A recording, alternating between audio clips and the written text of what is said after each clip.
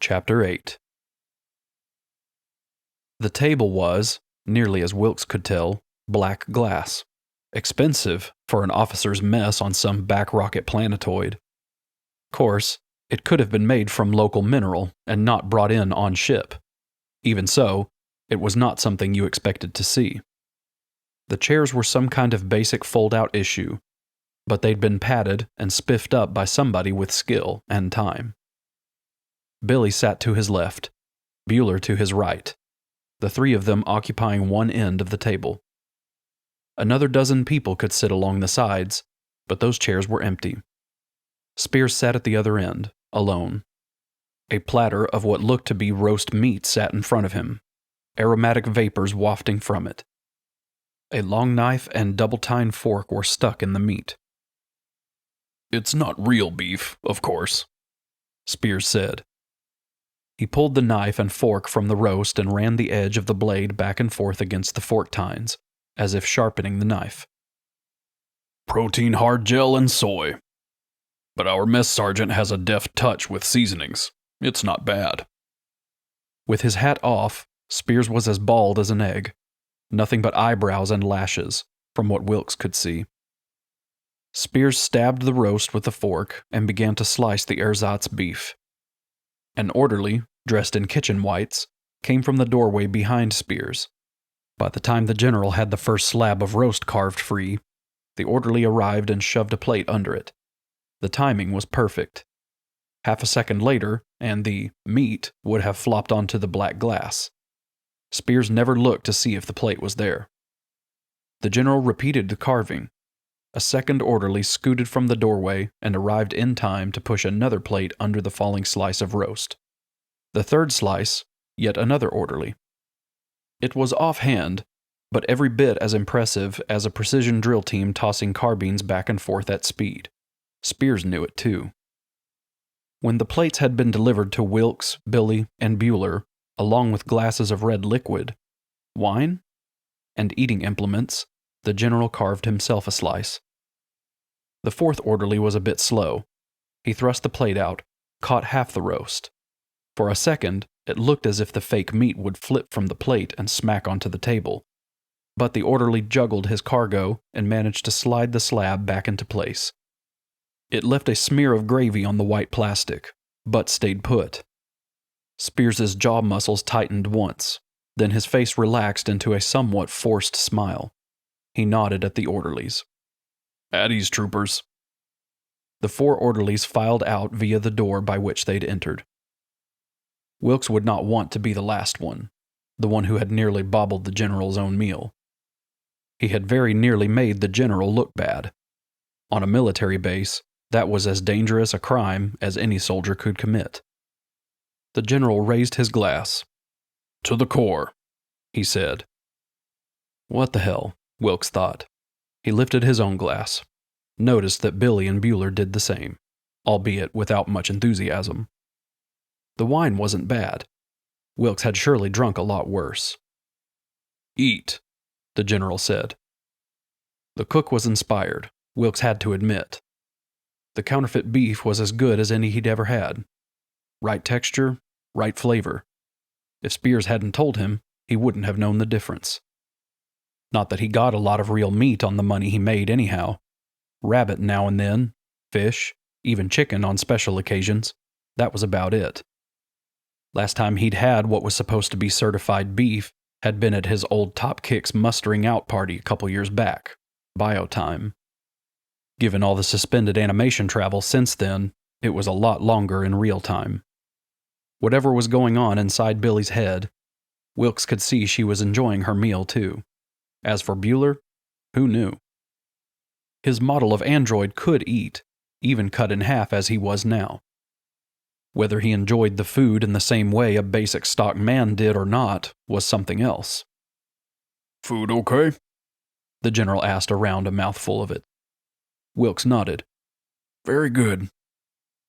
Billie and Bueller also nodded and mumbled something.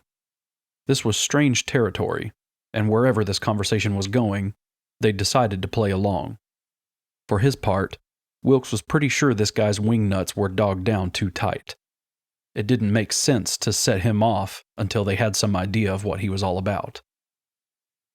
"You'll have to excuse my somewhat abrupt manner when we met," Spears said. "There's a war on. One can't be too cautious." He smiled. Jesus, Wilks thought. It looks as if his face might crack from the strain. This cocker wanted something from them. That was plain enough. What? "It has been brought to my attention that you have had considerable experience with wild-strain aliens, Sergeant Wilks." Wilks chewed on the beef. Swallowed it. "Yes, sir." Spears popped another chunk into his mouth and chewed it thoughtfully. "Been in combat against them in several theaters, correct?" "That's right, General." The man nodded. His eyes seemed to take on a brighter gleam. "Good, good." He looked at Bueller.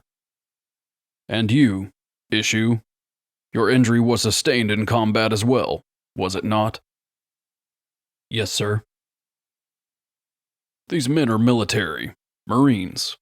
I know about them. What about you, little lady?" Wilks saw that Billie couldn't bring herself to speak. "Sir," he put in, "Billie was on Rim during first contact with the aliens. The only survivor." The general raised one of his thick eyebrows. "Is that so?" Dumbly, Billie managed a nod. "She survived on her own for more than a month," Wilks said. The general's other eyebrow went up.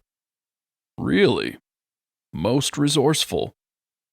How old would you have been then?" 10, Billie managed. Another of the face-threatening smiles. "Excellent." He ate another bite of the meatless meat. "I envy you three, you know. You've been in combat against the toughest enemies, the most dedicated soldiers men have ever faced. Perfect troops. Fearless, tough, almost unstoppable. Your survival is quite an achievement. A fluke, really, but no less heroic for that." He pushed his plate away, less than half of the meal eaten. An orderly zipped from the doorway, removed the plate, refilled the general's wine glass, and vanished almost without a sound. Spears leaned back, sipped at the freshened wine. "The only way to beat an enemy as hard as the one man now faces is to use troops of equal vigor, ones who can match the ferocity of the opposition." That got through to Billie. "You're trying to raise tame aliens here?" "With the proper leader, my troops could spearhead the retaking of Earth," Spears said. "Think about it. What better way? The wild strains behave like ants. With troops of equal caliber, plus proper strategy and tactics, they wouldn't stand a chance." Billie started to say something. Wilks kicked her under the table. She closed her mouth. "Great idea, sir," Wilks said. The general nodded, pleased. "I knew you would see it so," he said. "You've been up against them. You know how little chance humans, or even specially bred androids, have." He nodded at Bueller, gestured with his wine glass. "How can we help, sir?" Wilks said. Billie looked at him as if he had lost his sanity. He kicked her under the table again without changing his expression. If Spears noticed Billie's look, it didn't seem to register. "Your experience, Sergeant. I have computer-generated scenarios, recordings of battles on Earth, theories. You three have been there. You know the reality. I want your advice, your knowledge. My troops must be as well prepared as they can be when I formulate my strategy." "Certainly, sir," Wilks said, stretched his own scarred face into a smile. "Bueller and I are Marines before anything else.